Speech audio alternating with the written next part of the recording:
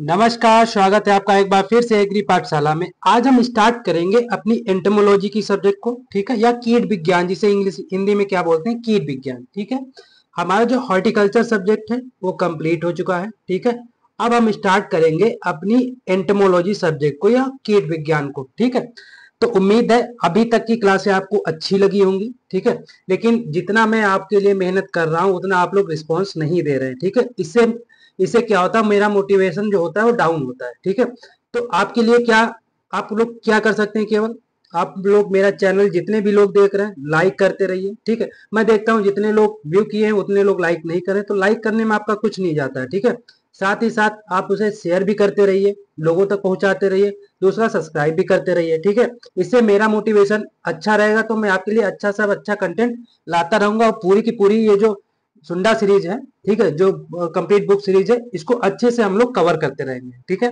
तो उम्मीद है जो मैंने आपसे बोला वो आप जरूर करेंगे। ठीक है, इसी के साथ हम लोग स्टार्ट करते हैं अपनी एंटोमोलॉजी को। ठीक है, किसको स्टार्ट करेंगे, एंटोमोलॉजी या कीट विज्ञान को स्टार्ट करते हैं। इसके कुछ महत्वपूर्ण पॉइंट है, इंपॉर्टेंट पॉइंट है, उनको हम लोग देखेंगे। इसमें पहला पॉइंट क्या कह रहा है, एनपीवी क्या होता है। एनपीवी का उपयोग ज्यादातर किसके नियंत्रण के लिए किया जाता है, लेपिडोप्टेरा के लटों के लिए।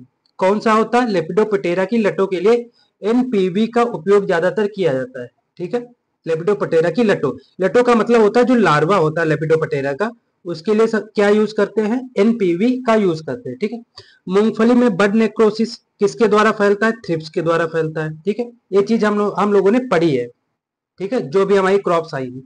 नामकरण की द्विनाम पद्धति प्रथम बार किसने दिया था, सी लीनियस, कैरोलस लीनियस ने द्विनाम पद्धति और बाइनोमेनक्लेचर दिया था। ठीक है, मक्का का तना छेदक, मक्का के तना छेदक का वैज्ञानिक नाम क्या होता है, चिलोपार्टिलस होता है। क्या होता है, चिलोपार्टिलस होता है।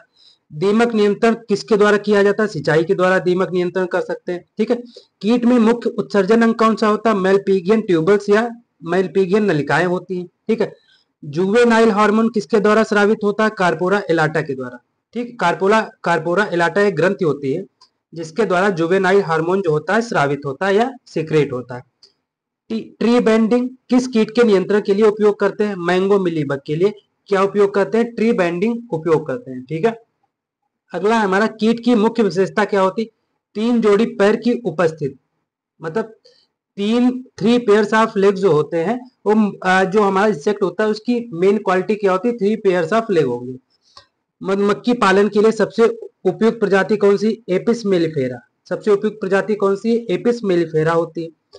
लैक उत्पादन के लिए किस देश का एकाधिकार है, भारत का। मतलब अगर सब बात करें कि सबसे ज्यादा जो लाख का उत्पादन होता है तो कहाँ होता है, भारत में। ठीक है, बीटी कपास या बीटी कॉटन के लिए इष्टतम पौधों की संख्या कितनी होनी चाहिए, 10,000 पौधे 1 हेक्टेयर में होने चाहिए। ठीक है, मधुमक्खी की प्रजातियों में सबसे बड़ा आकार किसका होता है, एपिस डोर्साटा का होता है। ठीक है, सबसे बड़े आकार की मधुमक्खियां कौन सी होती, एपिस डोर्साटा। लेकिन सबसे लिए मधुमक्खी पालन के लिए सबसे अच्छी मधुमक्खी कौन सी मानी जाती है, एपिस मेलिफेरा। ब्रोमेडियोलिन क्या होता है, ब्रोमेडियोलिन एक क्या है, एकल खुराक एंटी कोगुलेट रोडोटिसाइड है। क्या है, एकल कोगुलेट एंटी कोगुलेट रोडेंटिसाइड है। ठीक है, रोडेंटिसाइड जो हमारे छोटे छोटे जीव होते हैं जो कि क्रॉप पे लगते हैं, जैसे हमारा चूहा हो गया। ठीक है, जो कि बिल वगैरह बना के चूहे क्या करते हैं, हमारी जो क्रॉप होती है उसको खा के बिलों में ले जाते हैं। ठीक है, तो उससे हमारी क्रॉप को नुकसान पहुंचता है, उसके लिए हम लोग क्या करेंगे, यूज करेंगे ब्रोमेडियोलिन। ठीक है, क्या यूज करेंगे, ब्रोमेडियोलिन। अगला पॉइंट है हमारा, कीट नियंत्रण के लिए कौन से बैक्टीरिया का उत्पादन बड़े स्तर पर किया जाता है, क्या कौन सा होता है, बीटी होता है, या इसका पूरा नाम क्या है, बेसिलस थ्यूरीजेनेसिस, बेसिलस थ्यूरीजेनेसिस होता है। ठीक है, घरेलू मक्खी रोग कौन सा फैलाता है, मनुष्य में कम से कम 65 बीमारियों को संक्रमित करता है, जिससे टाइफाइड हो, बुखार हो जाता है, पेचिस हो जाता है, हैजा हो जाता है, पोलियो माइलिटिस हो जाता है, एंथ्रेक्स हो जाता है, कुष्ठ रोग हो जाता है, या तपेदिक हो जाता है। ठीक है, ये सारे के सारे कौन फैलाता है, हाउस फ्लाई या घरेलू मक्खी फैलाती है। सब्जी के लिए सुरक्षित कीटनाशक कौन सा है, मैलाथियन। ठीक है, सबसे व्यापक रूप से इस्तेमाल किया जाने वाला कीट फेरोमोन कौन सा है, मादा सेक्स फेरोमोन। ठीक है, सबसे ज्यादा जो इस्तेमाल किया जाने वाला कीट फेरोमोन है कौन सा है, मादक सेक्स फेरोमोन। ठीक है, अगला पॉइंट है, कुकुरबिट्स के प्रमुख कीट क्या है, लाल कद्दू बीटल, लाल कद्दू बीटल जो कुकुरबिट हमने पढ़ा था ना, कुकुरबिटेसी कुल की जो हमारी क्रॉप्स होती है उनका सबसे प्रमुख कीट कौन सा था? लाल कद्दूबल या इसे कहते हैं रेड पंपकिन बीटल। क्या कहते हैं? रेड पंपकिन पंपकिन बीटल कहते हैं। क्या कहते हैं? रेड पंपकिन बीटल कहेंगे। डायमंड बैक मॉथ एक कीट है किसका? क्रूसीफेरी जो हमारी सब्जियां होती उनका। ठीक है। बॉल गार्ड ट्रांसजेनिक कपास है। जो बॉल गार्ड एक प्रजाति है किसकी? जो बीटी कॉटन होता है उसकी एक प्रजाति कौन सी है? Ball guard. ठीक है। अगला बात करेंगे। अगला, संगरोधन उद्देश्य के लिए सबसे उपयुक्त फ्यूमिगेंट कौन सा होता है? मिथाइल ब्रोमाइड होता है। ठीक है। कीड़ों में सबसे प्रभावी मॉल्टिंग हार्मोन, ठीक है, जो मोल्टिंग हार्मोन होता है कौन सा होता है? इकडाइसोन। कौन सा होता है? इकडाइसोन होता है। ठीक है। क्या होता है? इकडाइसोन होता है। क्या होता है? इकडाइसोन होता है, ऐसे लिखा जाता है। ठीक है।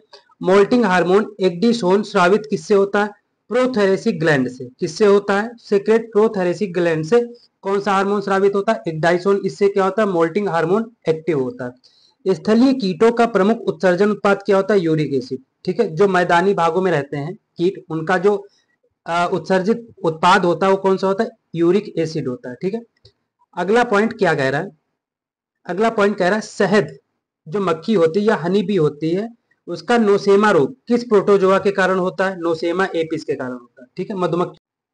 धान के पौधे में सिल्वर सूट और प्याज का पत्ता जैसे लक्षण किस कीट के कारण दिखाई देते हैं? ये होता है राइस गॉलमिस के कारण, जिसका साइंटिफिक नेम होता है ओलसेलियो ओराइजी। क्या होता है? ओलसेलियो ओराइजी। तरबूज और खरबूजा में बड नेक्रोसिस हो जाती है किसके कारण होती है? एफिड के द्वारा बड नेक्रोसिस होती है। ठीक है। भंडारण कीट जो अधिक तापमान और सबसे कम आर्द्रता पर जीवित रह सकता है वह कौन सा है? खपरा बीटल, जिसका साइंटिफिक नेम होता है ट्रोगोडर्मा ग्रेनेरिया। मतलब सबसे हाई टेम्परेचर भी दे दो, सबसे कम ह्यूमिडिटी भी दे दो या आर्द्रता दे दो, तब भी क्या होगा? ये सर्वाइव कर जाएगा। कौन सा ऐसा कीट है? वो है खपरा बीटल या ट्रोगोडर्मा ग्रेनेरिया। अगला पॉइंट है प्रोटीन हाइड्रोलाइसेट का उपयोग किसके नियंत्रण के लिए एक आकर्षण के रूप में किया जाता है? फल मक्खी। ठीक है। फल मक्खी के नियंत्रण के लिए किसका यूज करते हैं? प्रोटीन हाइड्रोलाइसेट का। ठीक है। अगला पॉइंट हमारा है, अगला पॉइंट है एफेलिनस माली किस कीट की रोकथाम में एक सफल पैरासाइटोइड रहा है? सेब का ऊनी एफिस, एप्पल वुली एफिड जो होता है इसके लिए क्या यूज करते हैं? एफेलिनस माली को यूज करते हैं। रोडोलिया कार्डिनेलिस को नियंत्रित करने में सफल परभक्षी कीट कौन सा रहा है? कॉटनी कुशन स्केल या एनकार्सिया क्रेसी। क्या होता है? एनकार्सिया क्रेसी या कॉटन कुशन स्केल। ठीक है। किसके नियंत्रण के लिए उपयोग होता है? रोडोलिया कार्डिनेलिस के। किस कीट का प्रकोप खेत से ही शुरू हो जाता है तथा भंडारण तक चलता है? कौन सा होता है? एग्रोमाइसिन ग्रेन मॉथ, आलू कंद मॉथ, दालों का बीटल और शकरकंद बीटल। ये सभी के सभी खेत से शुरू होते हैं और भंडारण तक अपना नुकसान पहुंचाते रहते हैं। यदि एक कीट एक विशेष क्षेत्र तक ही सीमित रहता है और नियमित रूप से उपस्थित रहता है तो ऐसे संक्रमण को एंडेमिक कहा जाता है। मतलब एक कीट होता है वो एक विशेष क्षेत्र में ही सीमित रहता है, ठीक है, दूसरे क्षेत्र में नहीं जा पाता और नियमित रूप से वह लगातार क्या होता है? उपस्थित रहता है। उसे हम लोग क्या कहते हैं? एंडेमिक कहते हैं। ठीक है। अगला हमारा पॉइंट है, अगला पॉइंट क्या कह रहा है? बेसिलस थ्यूरिजेनेसिस द्वारा निर्मित विष कीट के पाचन तंत्र के साथ हस्तक्षेप करता है। ठीक है। जो बेसिलस थ्यूरिजेनेसिस होता है, ठीक है, ये क्या करता है? ये विष होता है, मतलब पॉइजन होता है, जो कि जो कीट होता है उसके पाचन तंत्र को क्या करता है? उसको पाचन तंत्र को इन कंट्रोल कर देता है या उसका पाचन तंत्र खराब कर देता है, जिससे क्या होता है? कीट हमारा जो है मर जाता है। ठीक है। बीटी एवं एनवीपी दोनों अंतर्ग्रहण के बाद कीट के शरीर में किस रूप में कार्य करते हैं? स्टमक पॉइजन या उदर विष के रूप में कार्य करते हैं, अगर बीटी और एनवीपी दोनों की बात करते हैं। जबकि कवक और निमेटोड किस रूप में कार्य करते हैं? संपर्क विष के। मतलब जो हमारा स्टमक विष की बात करते हैं तो बीटी और एनपीवी हो जाएगा। ठीक है। वहीं अगर फंगस और निमेटोड की बात करते हैं तो ये जो होता है हमारे कॉन्टेक्ट पॉइजन के रूप में काम करते हैं। ठीक है। टिड्डे के चरण सिद्धांत जो फेस थ्योरी होती है किसके द्वारा दी गई है? उबरो कब दी गई? 1921 में। कब दी गई? उबरो द्वारा 1921 में दी गई। ठीक है। Directorate of plant protection quarantine and storage, इसका मुख्यालय कहाँ है? फरीदाबाद। फरीदाबाद कहाँ? हरियाणा में। कब बना था? 1946 में। ठीक है। एपीरिकेनिया मेलेनोनेका एक लेपिडोप्टेरन पैरासाइटोइड है जिस किसके उसका जो यूज होता है किसके खिलाफ करते हैं, गन्ने के पायरिल्ला के खिलाफ। इसका साइंटिफिक नेम होता है पायरिल्ला परपुशिल्ला। ठीक है, इसका साइंटिफिक नेम क्या होता है, पायरिल्ला परपुशिल्ला इसका साइंटिफिक नेम होता है। ठीक है, भारत में कीटों के नियंत्रण के लिए प्रथम कानून कब बना, विनाशकारी कीट और पीड़क अधिनियम डीपा 1914। ठीक है, अगर बात करते हैं जो पहला कीटों के नियंत्रण के लिए कानून बना कौन सा है, विनाशकारी कीट और पीड़क अधिनियम। क्या है, विनाशकारी कीट और पीड़क अधिनियम सबसे पहला जो है यहाँ पे बनता है क्या, कानून। ठीक है, कब बना था, 1914 में बना था। क्या बना था, 1914 में। इसको इंग्लिश में कहते हैं destructive insect and paste act. Destructive insect and paste act कब बना था, 1914 में, इसीलिए इसे शॉर्ट में डीपा बोला जाता है। तना का धान का तना बोरर, इसका साइंटिफिक नेम होता है सर्पोफाइगा इंसर्टुलस। ये मोनोफाइगस कीट होता है। कैसा कीट होता है, मोनोफाइगस कीट होता है। धान के टुंगरों वायरल रोग का वाहक क्या होता है, ग्रीन लीफ हॉपर, जिसका साइंटिफिक नेम होता है नेफोटेटिक्स वर्सेंस। क्या होता है साइंटिफिक नेम, नेफोटेटिक्स वर्सेंस होता है। धान के ग्रासी स्टंट, जो धान का ग्रासी स्टंट रोग का वाहक कीट कौन सा होता है, ब्राउन प्लांट हॉपर। क्या होता है, ब्राउन प्लांट हॉपर होता है। ठीक है, अगला पॉइंट हमारा कह रहा है, नेक्स्ट पॉइंट पे हम लोग चलते हैं। अगला पॉइंट क्या कह रहा है, धान में काले धब्बे के साथ चौफी दाने धान की गंदी बग के कारण होते हैं। ठीक है, धान में क्या होता है, काला धब्बा हो जाता है, साथ में चौफी दाने हो जाते हैं। ये किसके कारण होता है, धान की गंदी बग के कारण होता है, जिसका साइंटिफिक नेम होता है लेप्टोकोरिसा एक्यूटा। धान में गंदी बग कौन सी अवस्था पर नुकसान पहुंचाता है, दानों और दुधिया स्तर, जब दाने बनने की अवस्था होती है और जब उसमें दानों में दूध पड़ने की अवस्था होती है, तब क्या होता है, गंदी बग नुकसान पहुंचाता है। गेहूं का सबसे गंभीर कीट कौन सा होता है, दीमक होता है, टर्माइट होता है। गेहूं के तने का बोरर, जो स्टेम बोरर होता है, जिसका साइंटिफिक नेम होता है सेसेमिया इन्फेरेंस, ये कब हमला करता है, रात में हमला करता है। ठीक है, जो स्टेम बोरर होता है गेहूं का, रात में हमला करता है। गेहूं की नर्सरी का विशिष्ट कीट कौन सा होता है, जब इसकी नर्सरी होती है तो उसका कीट कौन सा होगा, गुजिया बेबिल, जिसका साइंटिफिक नेम होता है टेनीमेकस इंडिकम। क्या होता है, टेनीमेकस इंडिकम। ये नर्सरी में क्या होता है, अटैक करता है। धान में टुंड्रू रोग पर नियंत्रण के लिए 50 डिग्री सेल्सियस पर 2 घंटे के लिए गर्म पानी में उपचारित करते हैं। किसको, धान को। अगर टुंगरू रोग हमें नहीं लगाना है अपने फील्ड में, ठीक है, धान में नहीं लगाना। टुंगरू रोग किससे होता है, वायरस द्वारा जनित रोग है। ठीक है, अगला पॉइंट है धान की फसल में हॉर्पर बर्न के लक्षण, बीपीएच, जिसका साइंटिफिक नेम होता है नीला पार्वाता ल्यूगेंस, के कारण पौधों में होता है। ठीक है, तो धान का हॉपर बर्न होता है, किसके कारण होता है, बीपीएच, ब्राउन प्लांट हॉपर के कारण होता है। B P H, brown plant hopper के कारण होता है, जिसका साइंटिफिक नेम होता है नीला पारवाटा ल्यूगेंस। ठीक है, पौधों में लीफ कर्ल विषाणु के द्वारा होता है। इसका वाहक कौन होता है, सफेद मक्खी होती है, व्हाइट फ्लाई होती है। ठीक है, साइंटिफिक नेम क्या होता है व्हाइट फ्लाई का, बेमेसिया टेबेकाई। बेमेसिया टेबेकाई के कारण होता है। ठीक है, अगला बात करते हैं कपास में फ्लेयर स्क्वायर, जो कपास का फ्लेयर स्क्वायर लक्षण होता है किस कारण होता है, ये चित्तीदार बॉलवर्म के कारण होता है, जिसका साइंटिफिक नेम होता है एरियास विटेला। क्या होता है, इरियास विटेला होता है, जिसका साइंटिफिक नेम क्या होता है, इरियास विटेला होता है। कपास में रोसेट फ्लावरिंग का गठन किसके आक्रमण से होता है, पिंक बॉल वर्म के कारण होता है। ठीक है, जो कपास में रोसेट फ्लावरिंग होती है वो किसके कारण होती है, पिंक बॉल वर्म के कारण होती है, जिसका साइंटिफिक नेम होता है पेक्टिनोफोरा गॉसिपेला। इसका साइंटिफिक नेम क्या होता है, पेक्टिनोफोरा गॉसिपेला। ठीक है, अगला बात करते हैं, अगला पॉइंट हमारा कपास के डोडे में डबल बीज का निर्माण होता है। जो डोडा होता है उसमें डबल बीज का निर्माण होता है, ये किसके आक्रमण से होता है, डोडे के गुलाबी लट के कारण। ठीक है, जो डोडे का गुलाबी लार्वा होता है, पिंक लार्वा जो होता है उसके कारण होता है। ठीक है, इसका साइंटिफिक नेम क्या होता है, अगर साइंटिफिक नेम की बात करते हैं पेक्टिनोफोरा गॉसिप अगर हम बात करते हैं डोडे का गुलाबी कीट, ये क्या होता है, पेक्टिनोफोरा गॉसिपेला। ठीक है, कपास के डोडों पर बड़े गोलाकार छिद्र होते हैं, उन पर लटों की बीच से बंद बंद जाना इसके लक्षण है अमेरिकन बॉलवर्म के। किसके लक्षण है, अमेरिकन बॉलवर्म के लक्षण है। इसका साइंटिफिक नेम होता है हेलिकोवर्पा आर्मी जेरा। हेलिकोवर्पा आर्मी जेरा। शहद मधुमक्खी के लिए सबसे सुरक्षित कीटनाशक कौन सा, इंडोसल्फान।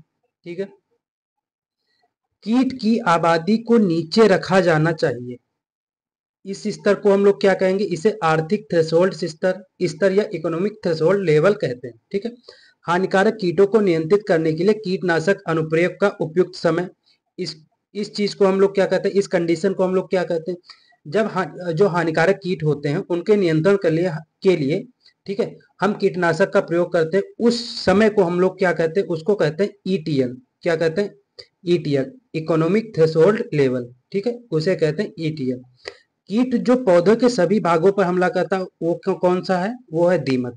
सफेद लट किस पर अंडे देना पसंद करते हैं, सैंडी या रेतीली दोमट मिट्टी में। ठीक है, सैंडी या रेतीली दोमट मिट्टी में अंडे देना पसंद करते हैं। अगला हम बात करते हैं कीट जिसे अंतरराष्ट्रीय कीट का दर्जा प्राप्त है, डेजर्ट टिड्डा, जिसका साइंटिफिक नेम होता है सिस्टोसर्का ग्रेगेरिया। क्या होता है, सिस्टोसर्का ग्रेगेरेसिया। ठीक है, अगला बात करते हैं हाल ही में बॉलवर्म के नियंत्रण की श्रेष्ठ विधि कौन सी है, बीटी कॉटन या ट्रांसजेनिक पौधे लगाना। ठीक है, बीटी कॉटन हो गया या ट्रांसजेनिक पौधे लगाना। दीमक द्वारा प्रतिदिन अंडों की संख्या कितनी दी जाती, 80,000 अंडे प्रतिदिन, या एक अंडा 1 सेकंड में दिया जाता है, इसलिए दीमक की मादा एग लेइंग मशीन कहलाती है। ठीक है, एग लेइंग मशीन की बात करते हैं तो कौन सा कीट होता है, दीमक होता है। ठीक, इसकी मादा होती है।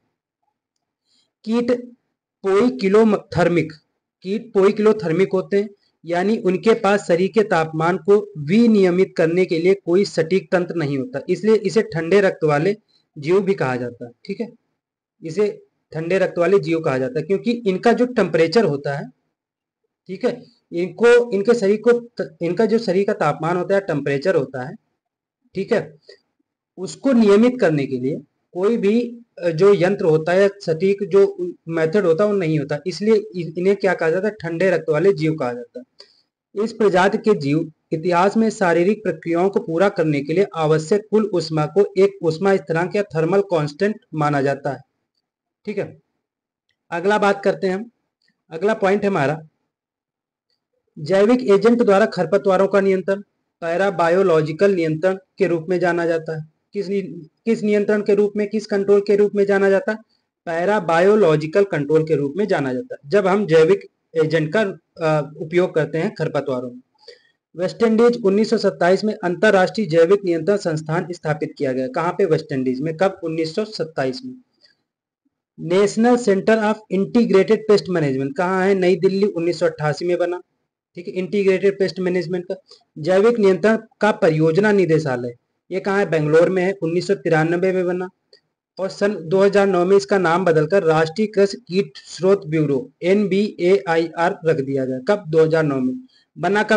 बना कब था जैविक नियंत्रण परियोजना, 1993 में। इसका निदेशालय कहाँ है, बेंगलोर में है। ठीक है, IOBC इसका पूरा नाम क्या है, International Organisation for Biological Control, ये कहाँ पे, जूरिक में। जूरिक कहाँ है, स्विट्जरलैंड में। ठीक है, क्रिप्टोबायोसिस क्या होता है, क्रिप्टोबायोसिस की बात करते हैं, ये क्या होता है। क्रिप्टोबायोसिस एक ऐसी घटना है जब कीट प्रतिकूल जलवायु की स्थिति के कारण सुषुप्ता अवस्था में चला जाता है और कोई चयापचय गतिविधि नहीं दिखाई देती, उसे कहते हैं क्रिप्टोबायोसिस। ठीक है, मतलब हमारा जो कीट है उसके अकॉर्डिंग अगर कंडीशन नहीं हुई, क्लाइमेट नहीं हुई है, तो क्या हो जाएगा, डोरमेंसी स्टेज में चला जाएगा।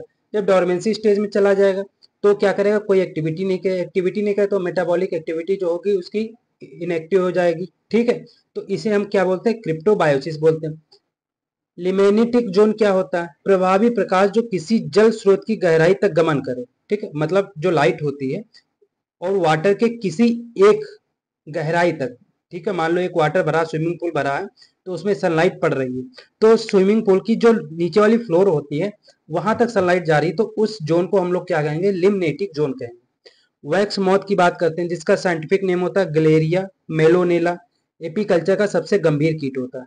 ठीक है, एपीकल्चर का सबसे गंभीर कीट होता है। ठीक है, क्यूर्बिकुला की बात करते हैं, श्रमिक मधुमक्खी की पिछली जोड़ी टांगों में टीबिया पर बास्केट जैसी संरचना पाई जाती है। ठीक है, मतलब जो पिछली टांगे होती हैं मधुमक्खी की, उसमें एक संरचना पाई जाती है जिसे हम लोग क्या कहते हैं, बास्केट कहते हैं। ठीक है, टीबिया, और ये किस पे होती है, टीबिया पे होती है। ठीक है, जैसे कर्बिकुला या पॉलन बास्केट रूप में जाना जाता है, क्योंकि इसमें जो है पॉलन भरकर मधुमक्खी एक स्थान से दूसरे स्थान ले जाती है। अब बात करते हैं एंटोमोलॉजी। शब्द ग्रीक शब्द से मिलकर बना है, ग्रीक भाषा का शब्द, दो शब्दों से मिलकर बना है, एंटोमोन। एंटोमोन का मतलब होता है कीट, लोगोस का मतलब होता है अध्ययन। ठीक है, जिस वह शाखा एग्रीकल्चर की या कृषि विज्ञान की वह शाखा या विज्ञान की वह शाखा जिसमें हम लोग कीटों का अध्ययन करते हैं, उसे हम लोग क्या कहते हैं, एंटोमोलॉजी या कीट विज्ञान कहते हैं। ठीक है, परिभाषा हमने बताई थी, एक बार देख लेते हैं। विज्ञान की वह शाखा जो कीट की संरचना कार्य के अध्ययन से संबंधित, जिसे कीट की आकृति विज्ञान के रूप में जाना जाता है। अगला बात करते हैं बॉडी, कीट के शरीर की दीवार, मतलब जो वॉल होती है उसके बारे में बात करेंगे। स्ट्रक्चर के बारे में बात करेंगे कीट की। या काइटिन से बना कीट के सबसे बाहरी कंकाल होता है। ठीक है, जो दीवार होती है ये किससे बनी होती है, काइटिन से बनी होती है। कीट का सबसे बाहरी आवरण होता है कौन सी, जो दीवार होती है, खाल होती है। और इसकी सबसे विशिष्ट विशेषता यह है कि एक्सोस्केलेटन के रूप में काम करता है, क्योंकि यह मांसपेशियों के लगाव के लिए फ्रेम का काम करता है। ठीक, मतलब एक फ्रेम स्ट्रक्चर प्रदान करता है मांसपेशियों को, और कीट शरीर की बाहरी सतह से जल के नुकसान से बचाने में सहायक होता है। ठीक है, अगला बात करते हैं कीट के शरीर की दीवार संरचना। जो कीट का शरीर होता है उसका स्ट्रक्चर कैसा है, यह तीन परतों में विभाजित होता है। ठीक है, जो इसका स्ट्रक्चर होता है ये तीन परतों में विभाजित होता है बॉडी वाल का। यानी क्यूटिकल हो गया, एपिडर्मिस हो गया, इसे हाइपोडर्मिस भी कहते हो, बेसमेंट मेम्ब्रेन, तीन परतें होती हैं। ठीक है, इसकी जो बॉडी स्ट्रक्चर, बॉडी वाल होता है, तीन परतें होती है, क्यूटिकल, एपिडर्मिस और बेसमेंट मेम्ब्रेन। अब बात करते हैं क्यूटिकल। क्यूटिकल यह कीट के शरीर का सबसे बाहरी भाग परत होती है, या काइटिन और प्रोटीन की मिलकर बनी होती है। काइटिन 25 से 60% होता है, प्रोटीन 25 से 40% होता है। ठीक है, प्रोटीन कितना होगा, 25 से 40%, काइटिन कितना होगा, 25 से 60%। अगला बात करते हैं, यह अकोशिकीय निर्जीव परत होती है और हाइपोडर्मिस द्वारा स्रावित होती है। किसके द्वारा स्रावित होगी, हाइपोडर्मिस के द्वारा। क्यूटिकल आगे एपीक्यूटिकल और प्रोक्यूटिकल में विभाजित होती है। जो क्यूटिकल होती है, ठीक, ये दो में विभाजित होती है, एपीक्यूटिकल और प्रोक्यूटिकल। ठीक है, एपी एंड प्रोक्यूटिकल में विभाजित होती है। अगला बात करते हैं एपीक्यूटिकल क्या होता है। एपीक्यूटिकल गैर काइटिन प्रोटीन परत से बना होता है। ठीक है, मतलब इसमें काइटिन और प्रोटीन की परत नहीं पाई जाती। प्रोक्यूटिकल की बात करते हैं, इसमें काइटिन और प्रोटीन की दोनों परतें पाई जाती हैं। ठीक है, तो एपी क्या हो गया, इसमें काइटिन और प्रोटीन नहीं पाया जाता, प्रो में काइटिन और प्रोटीन दोनों पाई जाती। यह नाइट्रोजन युक्त पॉलीसेकेराइड कार्बोहाइड्रेट जिसमें एसिटाइल, ग्लूकोसेमाइन और ग्लूकोसेमाइन अवशेषों की कई श्रृंखलाएं होती हैं। ठीक है, अगला बात करते हैं आर्थ्रोपोडीन। आर्थ्रोपोडीन क्या होता है, कीट के मुख्य संरचनात्मक प्रोटीन जो आर्थ्रोपोडीन के रूप में जाना जाता है। यह अनियोजित प्रोटीन और पानी में घुलनशील होती है। पानी में कैसी होती है, घुलनशील होती है। ठीक है, यह मुख्य संरचनात्मक प्रोटीन, मतलब जो स्ट्रक्चर प्रोटीन बनाती है उसे कहते हैं आर्थ्रोपोडीन। स्क्लेरोटीन की बात करते हैं, यह सख्त और टेंड प्रोटीन होती है जो पानी में अघुलनशील होती है। ठीक, आर्थ्रोपोडीन पानी में घुलनशील होती है, स्क्लेरोटीन या पानी में अघुलनशील होती है, यह टेंड और सख्त होती है। ठीक है, रेजिलिन की बात करते हैं, यह पंखों के स्क्लेराइड्स के लचीले के लिए जिम्मेदार इलास्टिक प्रोटीन होती है। ठीक है, आर्थ्रोपोडीन क्या होगा, यह जो है संरचना स्ट्रक्चर प्रदान करेगी और यह जल में घुलनशील होगी। स्क्लेरोप्रोटीन क्या होगी, यह सख्त होती है और जल में अघुलनशील। रेजिलिन क्या होता है, यह जो हमारा कीट होता है उसके पंखों में पाई जाती है, जो कि पंखों को फड़फड़ाने के लिए जिम्मेदार होती है। ठीक है, अगला बात करते हैं दूसरी परत कौन है, एपिडर्मिस या इसे हाइपोडर्मिस भी बोलते हैं। यह छल्ली या क्यूटिकल के नीचे कीटों की देह गुहा की दूसरी परत है। ठीक है, यह देह गुहा की एक कोश की सक्रिय परत होती है, मतलब यूनिसेलुलर एक्टिव लेयर होती है। ठीक है, एपिडर्मिस का मुख्य कार्य क्या होता है, क्यूटिकल का स्राव करना, क्यूटिकल का स्राव करना। तीसरा हमारी परत है बेसमेंट मेम्ब्रेन या बेसमेंट झिल्ली। ठीक है, यह कीटों की पूर्वावतार का गैर कोशिकीय परत होती, ये इसमें कोई भी सेल नहीं पाई जाती जिससे मांसपेशियां जुड़ी होती हैं। ठीक है, अगला पॉइंट है हमारा, अगला जो टॉपिक है उसमें बात करते हैं विमोचन की। विमोचन क्या होता है या मोल्टिंग क्या होती है, विमोचन क्या होगा या मोल्टिंग क्या होगी, इसके बारे में हम लोग बात करते हैं। पुराने क्यूटिकल का शरीर खोल से उतरना विमोचन कहलाता है, मतलब खाल का उतरना। सीधे बात यह है कि शरीर के जो जब खाल उतर जाती है पुरानी वाली और नई खाल आ जाती है, उसे हम लोग क्या कहते हैं, विमोचन कहते हैं या मोल्टिंग कहते हैं। यह कीट के विकास के लिए आवश्यक होती है। ठीक है, और यह अपोलिसिस या एक्डिसिस दो प्रक्रिया में पूर्ण होती है। दो टाइप की होती है मोल्टिंग, एपोलिसिस और एक्डोसिस। एपोलिसिस क्या होती है, यह अंतर्निहित एपिडर्मल कोशिकाओं से पुराने क्यूटिकल को अलग करने की प्रारंभिक अवस्था है। ठीक है, मतलब जो इसकी सेल्स होती हैं एपिडर्मल की, उससे क्या होता है क्यूटिकल की मतलब परत को क्या अलग करना उसकी जो फर्स्ट स्टेज होती है वो क्या होती है, एपोलिसिस। एक्डिसिस क्या होती है, यह पुरानी बची हुई क्यूटिकल के पृथक्करण की अंतिम अवस्था, मतलब जो अंतिम अवस्था होगी एक्डिसिस, जो प्रारंभिक अवस्था होगी एपोलिसिस। ठीक है। अब बात करते हैं लार्वा, टाइप्स ऑफ लार्वा कितने होते हैं। टाइप्स ऑफ लार्वा की बात करते हैं। ठीक है, अगर टाइप्स ऑफ लार्वा की बात करेंगे, पहला होता है निम्फ, दूसरा कैटरपिलर, तीसरा ग्रब और चौथा मैगट। ठीक है, इसके बारे में बात करेंगे। जो निम्फ होता है, इसके एग्जाम्पल की बात करें, इसमें बग्स आते हैं, सफेद मक्खी, व्हाइट फ्लाई आती, एफिड आते और जैसिड आते हैं। ठीक है। क्रम क्या होता है, हेमीपटेरा होता है। इसकी जो अपरिपक्व अवस्थाएं और टिड्डे की परिपक्व अवस्थाएं, अपरिपक्व अवस्थाएं टिड्डियों की निम्फ के रूप में जानी जाती है। ठीक है, मतलब टिड्डे की जो अपरिपक्व अवस्थाएं होती हैं, इन सभी की जो अपरिपक्व अवस्थाएं होती हैं, ये सारी की सारी क्या जानी जाती हैं, निम्फ के रूप में जानी जाती है। कैटरपिलर की बात करते हैं, जैसे तितलियां होगी, बटरफ्लाइज हो गई, पतंगे हो गए, बॉलवर्म हो गया, बोरस हो गया, लूपर्स हो गया, सेमी लोपर्स हो गया। ठीक, ऑर्डर क्या होगा इसमें, लेपिडोपटेरा। कैटरपिलर किसमें आएगा, लेपिडोपटेरा में। निम्फ हाइमोनोपटेरा में। इसके लार्वा को कैटरपिलर के रूप में जाना जाता है। ठीक, इसके लार्वा को किस रूप में जाना जाता है, कैटरपिलर के रूप में जाना जाता है।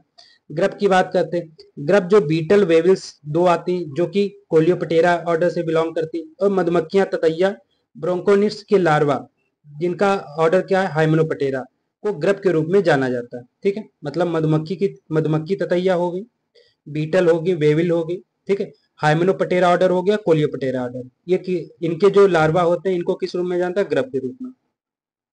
मैगट की बात करते हैं, मीजेस व घरेलू मक्खियों का लार्वा। ठीक, जो घरेलू मक्खियां हाउस फ्लाई होती है, इनका जो लार्वा होता है, इनका गढ़ क्या होता है, डिप्टेरा, मैगट के रूप में जाना जाता है, और बिना टांगों के होती है। इनमें जो होती है बिना टांगों के होती है। ठीक है।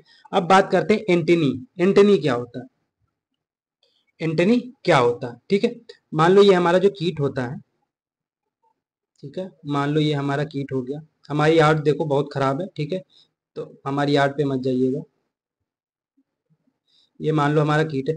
तो यहाँ पे जो इसकी ये दो सींग जैसी दिखाई देती हैं, ठीक है, ये जो दो सींग जैसी दिखाई देती हैं, ये सींगे नहीं होती, इन्हीं दोनों को हम लोग क्या कहते हैं, एंटेनी कहते हैं। क्या कहते हैं, इन्हीं दोनों चीजों को हम लोग क्या कहते हैं, एंटेनी कहते हैं। ठीक है। अब बात करते हैं एंटेनी। अधिकांश कीटों में एंटेनी की एकल जोड़ी मौजूद होती है। एकल जोड़ी मतलब एक जोड़ी होती, मतलब दो एंटेनी पाई जाएंगी। एंटेनी में तीन भाग होते हैं।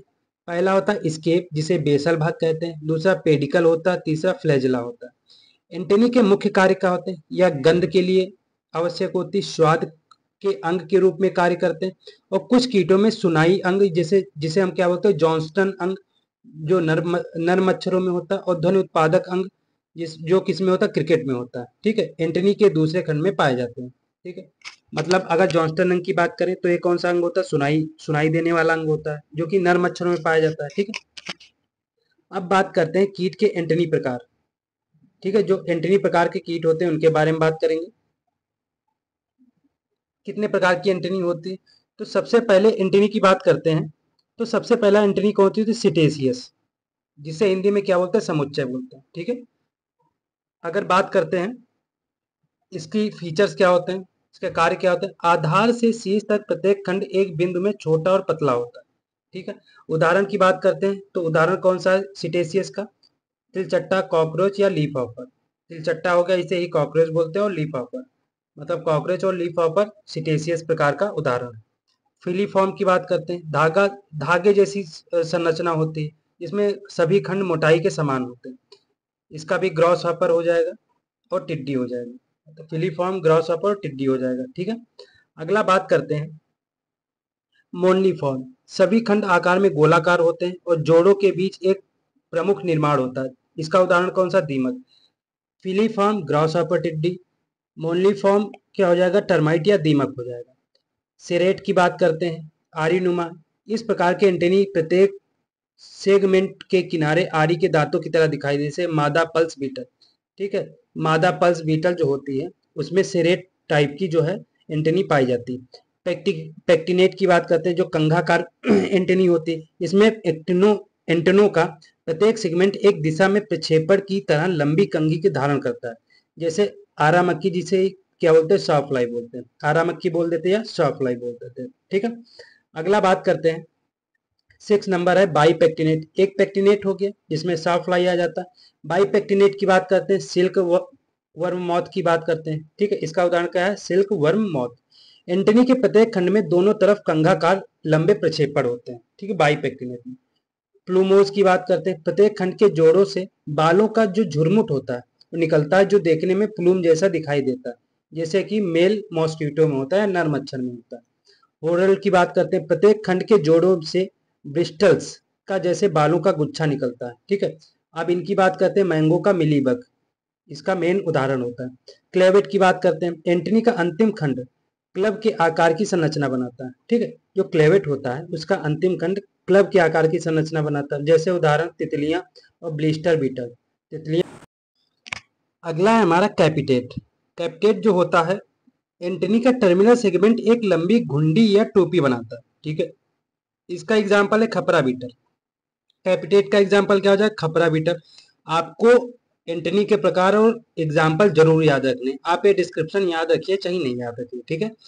जेनिकुलेट की बात करते हैं, इसका जो एग्जाम्पल हो जाएगा मधुमक्खी और चीटियां ततैया, ठीक है। इसके एग्जाम्पल के बारे में हो जाएगा। एरिस्टेट की बात करते हैं, पहला खंड दूसरे की तुलना में छोटा और चौड़ा होता है, जबकि फ्लैगेमन अधिक लंबा होता है। अगर हम बात करते हैं एग्जाम्पल की, घरेलू मक्खी इसका एग्जाम्पल है। एरिस्टेट का एग्जाम्पल क्या हो जाएगा, घरेलू मक्खी इसका एग्जाम्पल हो जाएगा, ठीक है। अगला हमारा लास्ट है स्टाइलेट। लास्ट क्या हो जाएगा हमारा, स्टाइलेट हो जाएगा, ठीक है।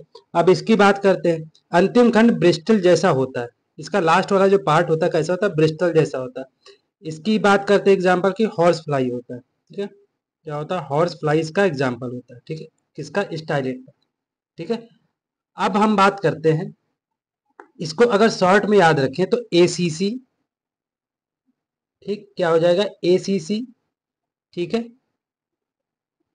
बीपीपी, एसीसी हो जाएगा, बीपीपी हो जाएगा, FGM, SSW, double S W, A double C, B double P, A double C, B double P, FGM, double S W, ठीक, ऐसे याद कर सकते हैं शॉर्ट में, ठीक है। अगला बात करते हैं कीटों के प्रमुख जो भाग होते हैं मुख्य, उनके बारे में बात करेंगे, ठीक है। जो मुख्य भाग होते हैं उनके बारे में बात करेंगे। तो इनके जो प्रमुख पार्ट होते हैं मुख्य, उनके बारे में बात करेंगे। तो मुख्य भाग क्या होते हैं, एक होते हैं काटने और चबाने वाले, ठीक है। मुख्य प्रकार क्या होंगे, काटने और चबाने वाले प्रकार के मुख होंगे, ठीक है। इसमें कौन कौन से अंग आ जाएंगे, इसमें शामिल होते हैं लेब्रम जिसे हम ऊपरी होंठ कहते हैं, मैंडिबल एक जोड़ी जो जबड़े होते हैं, मैग्जिली इसके जो भाग होता है कॉर्डो स्टाइप्स, गैलिया, लेसेनिया और मैग्जिलरी पल्प, ठीक है। अगला होता है इसमें लेबियम। क्या होता है, लेबियम भी होता है, ठीक है। लेबियम जो होता है निचला होंठ, मतलब लेब्रम ऊपरी होंठ हो जाएगा, मतलब ये होंठ की बात करते हैं लेब्रम, इस होंठ की बात करते हैं लेबियम हो जाएगा, ठीक है। अब इसके बीच में ये जो हो जाएगा जबड़ा हो जाएगा, दोनों का जबड़ा हो जाएगा, ये क्या हो जाएगा, ये मैंडिबल हो जाएगा, ठीक है।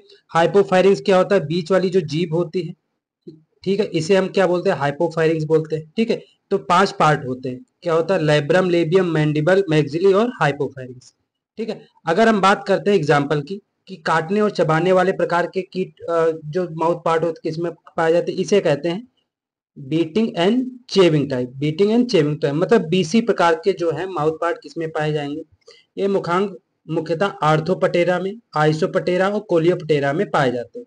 कौन से गढ़ हो गए, आर्थोपटेरा, आइसोपटेरा और कोलियोपटेरा। आर्थोपटेरा, आइसोपटेरा और कोलियोपटेरा, मतलब AIC या CIA याद कर सकते हैं। CIA वाले जो हमारे ग्रुप होते हैं उसमें पाए जाते हैं, ठीक है। इसमें इसमें कौन कौन से कीट आते हैं, जैसे ग्रॉसहॉपर हो गया, टिड्डी हो गया, क्रिकेट हो गया, दीमक हो गया, बीटल हो गया, लार्वा लेपिडोपटेरा में थोड़े रूपांतरण होते हैं इसके, ठीक है। अगला बात करते हैं माउथ पार्ट की, चबाने और चूसने वाले। चबाने और चूसने वाले, अब इसको इंग्लिश में क्या कहते हैं, piercing and sucking type. Piercing and sucking type, चबाने को क्या बोलते हैं, सक करना बोलते हैं, ठीक है। तो सकिंग टाइप के माउथ पार्ट किसमें पाए जाएंगे, ये पाए जाते हैं बग में, एफिड में, जैसिड में, व्हाइट फ्लाई में और लीफ हॉपर में, ठीक है। इनका गढ़ कौन सा था, हेमीपटेरा में पाए जाते हैं। और दूसरा किसमें पाए जाते हैं, मादा मच्छर में पाए जाते हैं, ठीक है। अगला बात करते हैं, ये 2 टाइप के होते हैं बग प्रकार के, ये पौधे से कोशिकाओं का रस चूसते हैं, ठीक है। पौधे से कोशिकाओं का रस चूसेंगे कौन, बग, ठीक है। इनमें 4 सुइयां जो स्टाइलेट होती है 4 होती हैं, और 2 मैक्सिली होते हैं और 2 मैंडिबल होते हैं। 2 मैक्सिली हो जाएगी, 2 मैंडिबल हो जाएंगे, ठीक है। मच्छर वाले प्रकार के ये जानवरों से खून चूसते हैं। इनमें 6 सुइयां पाई जाती हैं। जो जानवरों से खून चूसते हैं इसमें 6 सुइयां पाई जाती हैं, और अतिरिक्त 2 सुइयां लेब्रम और एपीफेरिंक्स और हाइपोफेरिंक्स होती हैं, ठीक है। अगला बात करते हैं स्पॉन्जिंग टाइप की। अगला बात क्या करेंगे, स्पॉन्जिंग टाइप की। इसका प्रकार क्या हो जाएगा, हाउस फ्लाई हो जाएगा। इसका प्रकार क्या हो जाएगा, हाउस फ्लाई हो जाएगा, ठीक है। सिफोनिंग टाइप की बात करते हैं। आप पार्ट याद करिए और एग्जाम्पल याद करिए, यही आपके एग्जाम में आता है। सिफोनिंग टाइप की बात करते हैं तो इसमें तितली और पतंगे बटरफ्लाई आ जाएगा। सिफोनिंग क्या हो जाएगा, बटरफ्लाई। स्पंजिंग क्या हो जाएगा, हाउस फ्लाई, ठीक है। स्पंजिंग क्या हो जाएगा, हाउस फ्लाई, और सिफोनिंग बटरफ्लाई। अगला हमारा है चबाने वाले और लैपिंग टाइप, मतलब beating and chewing and lapping type. क्या हो जाएगा, चेविंग एंड लैपिंग टाइप के प्रकार। ये मधुमक्खियों में और ततैया में पाए जाएंगे। मधुमक्खी और ततैया में पाए जाएंगे, ठीक है। मतलब बीज में पाए जाएंगे कौन से, चबाने और मतलब कौन से, चेविंग एंड लैपिंग टाइप के। सिफोनिंग की बात करते हैं तो ये किस में पाए जाएंगे, अभी मैंने आपको बताया था। सिफोनिंग किस में पाए जाएंगे, तितली में, बटरफ्लाई में। स्पंजिंग किस में पाए जाएंगे, हाउस फ्लाई में पाए जाएंगे। अगला बात करते हैं चीरना और चूसने प्रकार के जो मुखांग होते हैं, मतलब respiring and sucking type. Respiring का मतलब होता है जो चीरने वाले होते हैं, और रेस्पिंग टाइप का मतलब होता है जो चूसने वाले होते हैं, ठीक है। ये किस में पाए जाएंगे, ये थ्रिप्स में पाए जाएंगे, ठीक है। किस में पाए जाएंगे, थ्रिप्स में पाए जाएंगे, ठीक है। अगला बात करते हैं इंसेक्ट लेग की, ठीक है। इंसेक्ट लेग के बारे में बात करेंगे। इंसेक्ट लेग क्या होते हैं, कितने प्रकार के होते हैं, कौन कौन से होते हैं, कौन कौन से कीट के एग्जाम्पल, कौन कौन से लेग होते हैं, ये सारी चीजें हम लोग इसमें पढ़ेंगे। वयस्क कीटों के वक्ष भाग में, मतलब जो थोरेक्स का भाग होता है, ठीक है। जो थोरेक्स का भाग होता है उसमें 3 जोड़ी पैर जो होते हैं, 5 जो होते हैं पाए जाते हैं। ये 5 भागों में विभाजित होते हैं। किस भाग में, कितने विभाग भागों में होंगे, 5 भागों में। एक होता कॉक्सा, दूसरा ट्रोकेंटर, तीसरा फीमर, चौथा टीबिया और पांचवा टॉर्सस। कॉक्सा, ट्रोकेंटर, टीबिया, टॉर्सस और फीमर, ठीक, ये 5 भागों में पाए जाते हैं, ठीक है। अगर हम स्ट्रक्चर की बात करते हैं तो आपने एक स्ट्रक्चर ऐसा देखा होगा, एक ऐसा स्ट्रक्चर बनता है, ठीक है। और ये एक थोड़ा मोटा सा भाग बन बन जाता है इसका। उसके बाद ये यहाँ से जाता है और थोड़ा यहाँ से मुड़ जाता है, ठीक है। ये थोड़ा ऐसे होता है, इस टाइप का पार्ट होता है। और ये आगे जाके थोड़ा सा पतला भाग हो जाता है, ठीक है। और ये आगे जाके पतला। तो ये वाला जो भाग होता है, इसको कलर चेंज कर लेते हैं, ठीक है। ये वाला जो हमारा भाग होता है उसे हम लोग क्या कहते हैं, इसे हम लोग कहते हैं कॉक्सा। क्या कहते हैं, कॉक्सा कहते हैं, ठीक है। यहाँ पे एक जो भाग गांठ नुआ होता है इसे हम कहते हैं क्या, ट्रोकेंटर कहते हैं। ट्रोकेंटर का काम क्या होता है, ये जोड़ का काम करता है, ठीक है। ये जोड़ का काम करता है, ठीक है। ये हमारा क्या हो जाएगा, फीमर हो जाएगा। ये हमारा क्या हो जाएगा, टीबिया हो जाएगा। क्या हो जाएगा, टीबिया हो जाएगा। और ये वाला भाग हमारा क्या हो जाएगा, ये हमारा हो जाएगा टॉर्सस। क्या हो जाएगा, टॉर्सस हो जाएगा, ठीक है। तो उम्मीद है ये चीज समझ में आई होगी आपको, ठीक है। अब हम बात करते हैं कौन कौन से टाइप के पैर पाए जाते हैं, उनके बारे में बात करेंगे। तो अगर बात करते हैं, सबसे पहला हमारा पार्ट है एम्बुलोटोरियल। क्या है, एम्बुलोटोरियल, ठीक। कौन सा है, एम्बुलोटोरियल।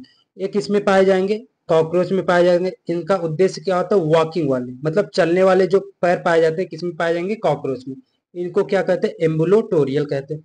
साल्टोरियल की बात करते हैं, जंपिंग कूदने वाले पाए जाते हैं। टिड्डे की पिच, ये किस में पाए जाएंगे, टिड्डे में पाए जाएंगे। किस में पाए जाएंगे, टिड्डे में या ग्रॉस हॉपर में पाए जाएंगे। साल्ट क्या होता है, नमक होता है। नमक ज्यादा खा लेंगे तो क्या करते हैं, कड़वा लगता है, उससे क्या होता है, कुछ कूदने लगते हैं, मतलब जंप करने लगते हैं, ठीक है। तो अगर साल्टोरियल की बात करते हैं तो जंपिंग वाले पैर हो जाएंगे। किसमें पाए जाएंगे, ग्रॉस हॉपर में। स्कैलोसीरियल, क्या होता है, स्कैसोसीरियल होता है। ये किसमें पाए जाएंगे, ये हैंड जू, जो हमारा हेड जू, मतलब जो जुए होते हैं हमारे सर पे, उसमें पाए जाएंगे। क्लिंजिंग टाइप, मतलब चिपकने वाले जो पैर होते हैं वो पाए जाते हैं। क्रसोरियल की बात करते हैं, ये रनिंग वाले पैर होते हैं, चींटियों ततैया में पाए जाते हैं। स्ट्राइडोटोरियल की बात करते हैं, साउंड प्रोडक्शन, मतलब जो रात में हम लोग देखते नहीं कि कीट आवाज करते हैं, तो वो अपने पैरों से आवाज करते हैं, तो वो पैर क्या होते हैं, साइट्रोडुटेरियल टाइप के पैर होते हैं। एक इसमें होता है, क्रिकेट में होते हैं, ठीक है। फोजोरियल की बात करते हैं, खोदने वाले।